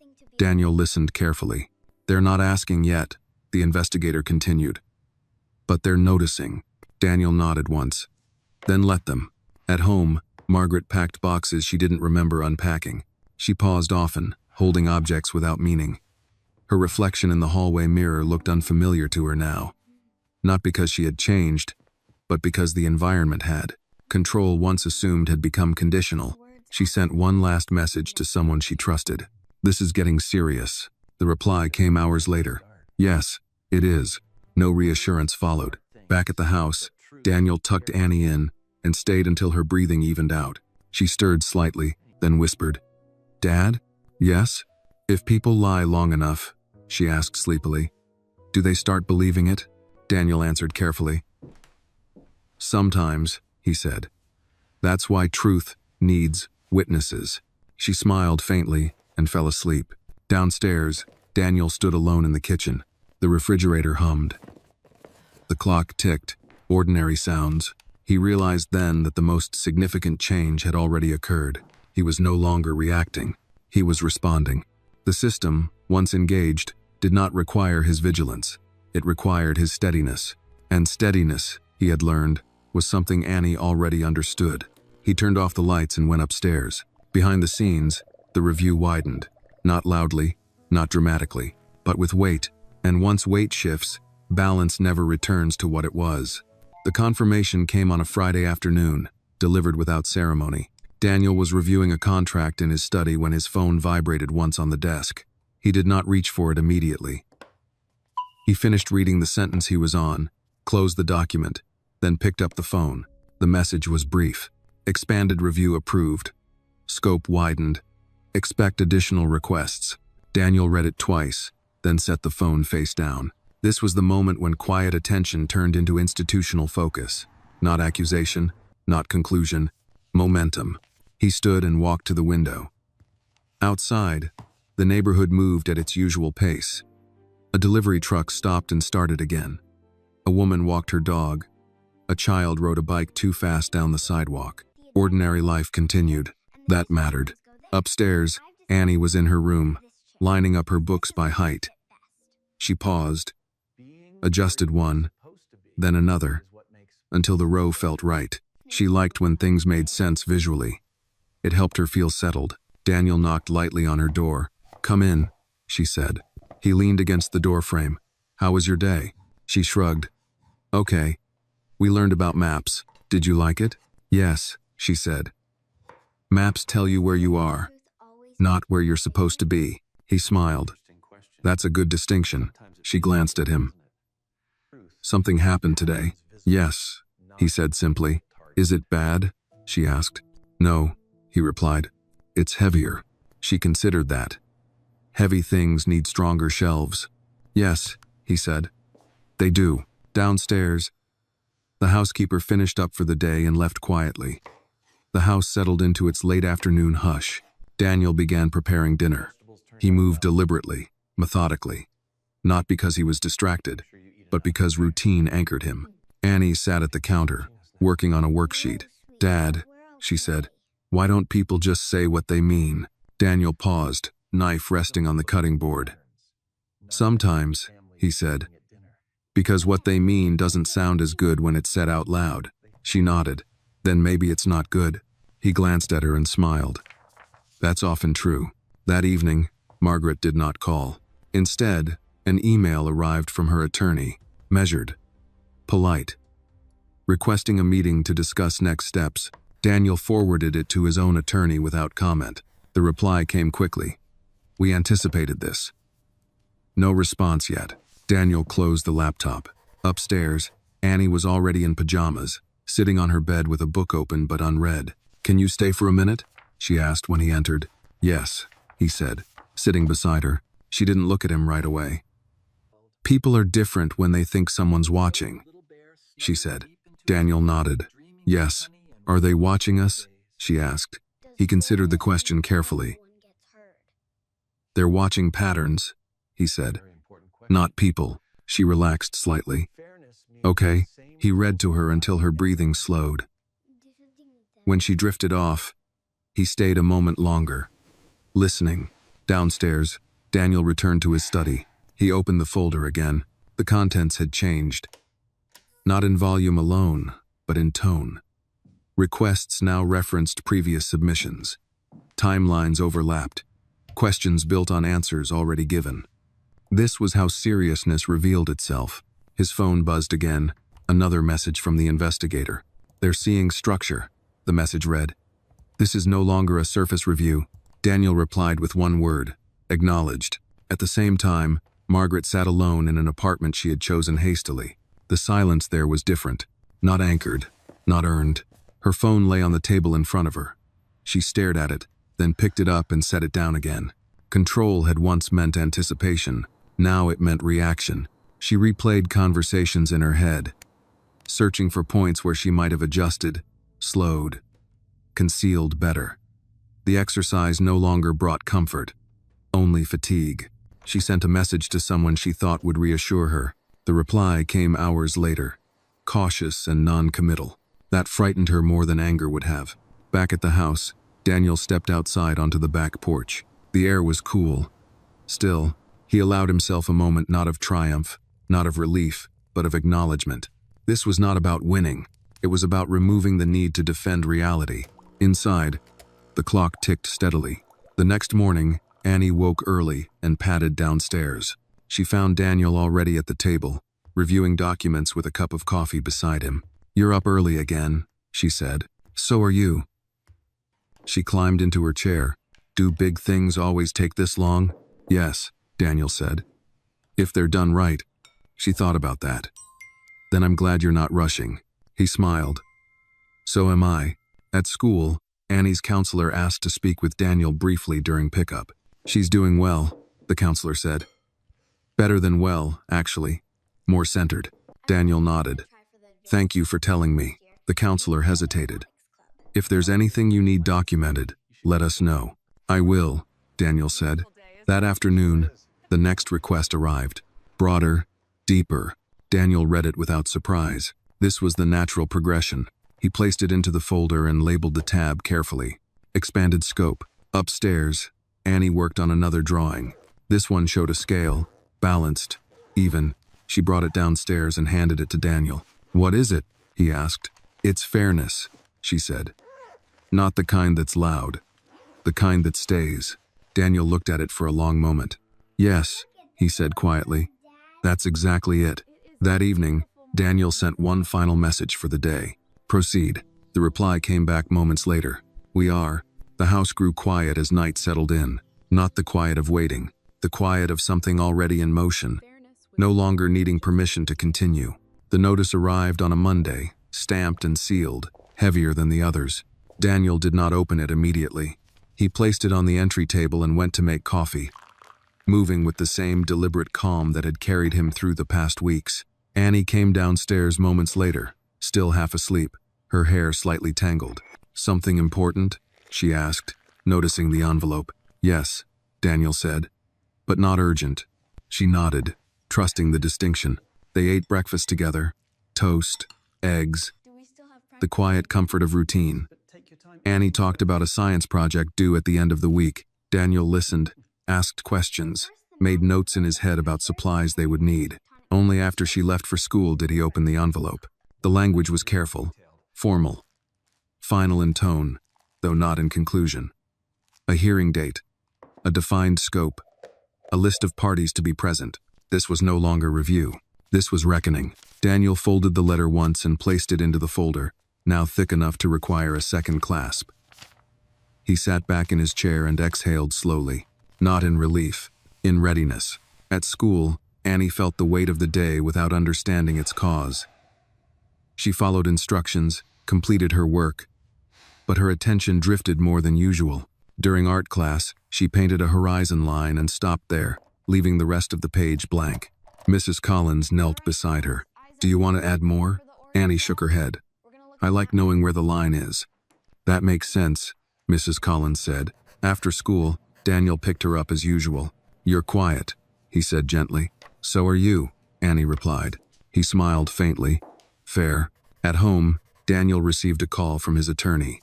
"They've scheduled it," the attorney said. "This moves things into a different phase." "Yes," Daniel replied. "I expected that. There will be narratives," the attorney added, attempts to reframe. Daniel's voice was steady. "We don't counter narratives. We present records. That's the right approach," the attorney said. "And one more thing. Yes, they'll want to know about the child's environment." Daniel paused. "It's stable." "We know," the attorney replied. "But they'll want corroboration." "You'll have it," Daniel said. "From school, from counselors, from routine." After the call ended, Daniel stood at the kitchen counter, hands resting on the edge, grounding himself in the solidity of the moment. Upstairs, Annie was changing out of her school clothes when she heard the phone ring earlier echo in her mind. She came downstairs slowly. "Dad," she said. "Yes? Are you going to a place where people ask a lot of questions?" He met her gaze. "Yes. About me? About things that affect you," he replied. "But not to you.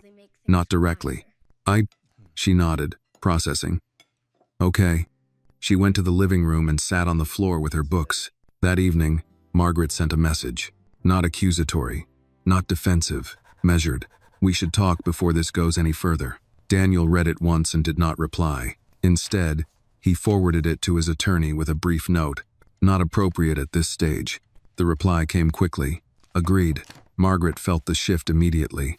Not because Daniel refused to engage, but because the silence now had structure behind it. Silence backed by process was different from silence born of avoidance. She paced her apartment, replaying the past months in fragments. Moments she had dismissed. Details she had assumed were invisible. The assumption no longer held. At the house, Daniel helped Annie with her homework. She hesitated over one question, erasing her answer twice. "Take your time," he said. "I don't want to get it wrong," she replied. Daniel leaned closer. "Getting it wrong isn't the same as not being careful," he said. "You're allowed to try." She smiled slightly and wrote again. That night, as Daniel tucked her in, Annie asked quietly, "Is something ending?" Daniel considered the question. "Yes," he said. "Something is." "Is something starting too?" she asked. "Yes," he replied, "but it won't be loud." She seemed reassured by that. Downstairs, Daniel opened the folder one last time that night. He reviewed the timeline. The consistency. The absence of gaps. What struck him most was not the evidence itself, but how little imagination it required. The truth did not need embellishment. It stood on sequence alone. His phone buzzed again. A message from the investigator. They're prepared to move forward. This will be formal. Daniel replied with one word. Proceed. The next day unfolded with quiet significance. Daniel attended meetings that no longer felt like negotiations, but confirmations. Annie went to school, came home, ate dinner, brushed her teeth, read before bed. Life did not pause for process. That was the point. At school, Mrs. Collins submitted her notes as requested. Calm observations. No interpretations. Just consistency. Annie noticed none of it. She only noticed that no one whispered around her anymore. The day before the hearing, Daniel sat with Annie at the kitchen table. Tomorrow, he said, I'll be out for part of the day. She looked up. Where will I be? At school, he said. Then here. Nothing changes for you. She nodded. I like that. He smiled. So do I. That night, Daniel stood by the window longer than usual. He did not feel victorious. He felt resolved. This had never been about exposing someone. It had been about refusing to let silence be mistaken for consent. Upstairs, Annie slept deeply, her book open beside her. The house was still, not waiting, ready. The morning of the hearing arrived without drama. Daniel woke before his alarm, not from anxiety, but from habit. He dressed quietly, the same way he had for years, careful not to wake Annie. He paused outside her door for a moment, listening to the steady rhythm of her breathing. That sound mattered more than anything waiting for him. In the kitchen, he poured coffee and reviewed nothing. The folder stayed closed. There was nothing left to prepare. Preparation had already done its work. Annie came downstairs a few minutes later, carrying her backpack. You're leaving early, she said. Yes, Daniel replied, but I'll be back before dinner. She nodded. I have art today. That sounds important, he said. It is, she agreed. He drove her to school as usual. At the curb, she hesitated before opening the door. Dad? Yes? You don't look scared, she said. He smiled faintly. That's because I'm not. She seemed satisfied and went inside without looking back. The building where the hearing took place was unremarkable. Clean, quiet, designed for work, not spectacle. Daniel arrived early and sat where he was directed. Margaret arrived later. She looked composed, but there was something brittle in the way she held herself, as if every movement required intention now. She did not look at Daniel. The proceedings began without flourish. Dates were read, documents referenced, timelines confirmed, questions asked in a tone that did not invite performance. Daniel spoke only when addressed. He did not explain. He confirmed. Margaret spoke more. She clarified. She reframed. She emphasized intentions rather than actions. The difference was noted. When the subject of Annie arose, the room shifted slightly. Not toward emotion, toward caution. School records were introduced. Counselor notes. Attendance. Stability. Consistency. No commentary. Just facts. The official presiding asked one question that lingered longer than the others. Has the child's routine been disrupted during this period? The answer was simple. No, that mattered. The hearing concluded without verdict, without closure.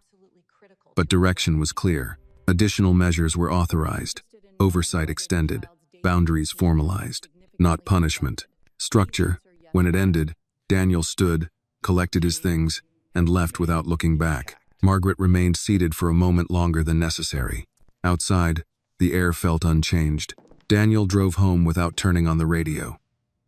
He did not replay the morning. There was nothing to replay. At school, Annie finished her art project and held it up for Mrs. Collins to see. It was a tree, not tall, not dramatic. Strong trunk, deep roots, branches spaced evenly. It looks steady, Mrs. Collins said. Annie smiled. That's because it is. Daniel arrived home just before Annie did. He made dinner, simple food, familiar. When Annie came in, she dropped her backpack and went straight to the table. You're back, she said. I told you I would be, he replied. They ate together.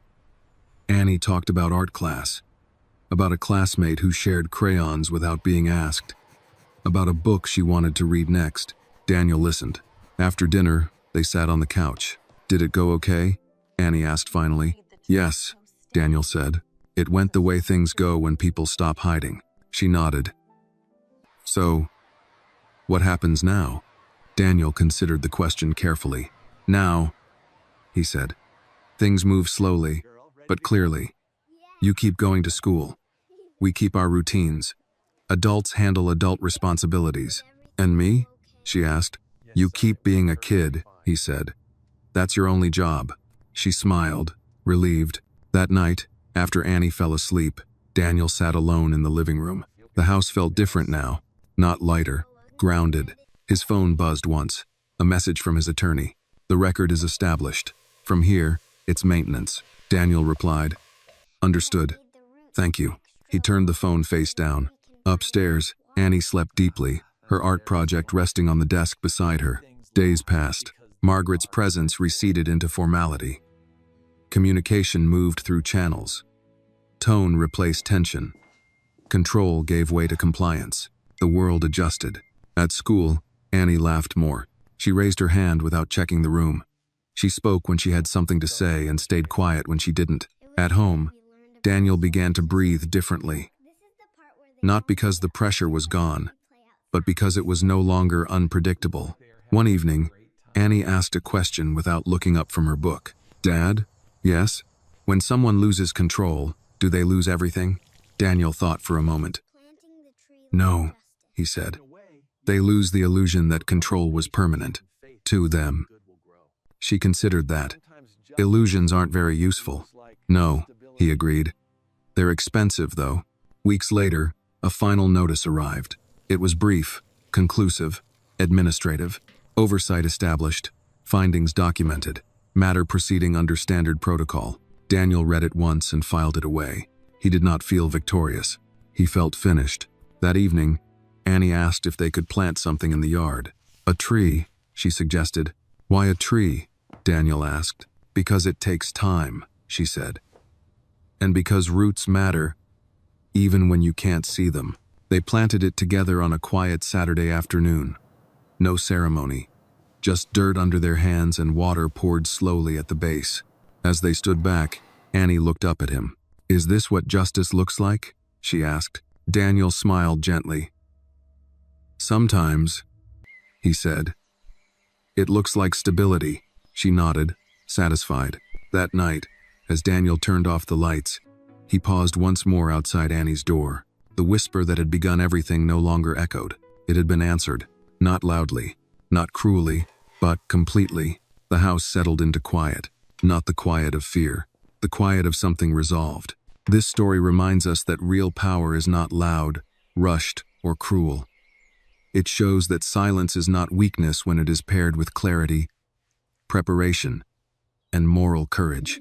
Protecting the vulnerable, especially children, often requires patience, structure, and the willingness to let truth unfold through steady action, rather than emotional confrontation. Justice does not always arrive as revenge or public victory. Sometimes it arrives quietly, through stability restored, dignity preserved, and a child who no longer has to carry secrets meant for adults. This video is a work of fiction created with the assistance of artificial intelligence. All characters, events, and situations are not real and do not represent any actual people or true stories. The content is intended for storytelling and emotional illustration only.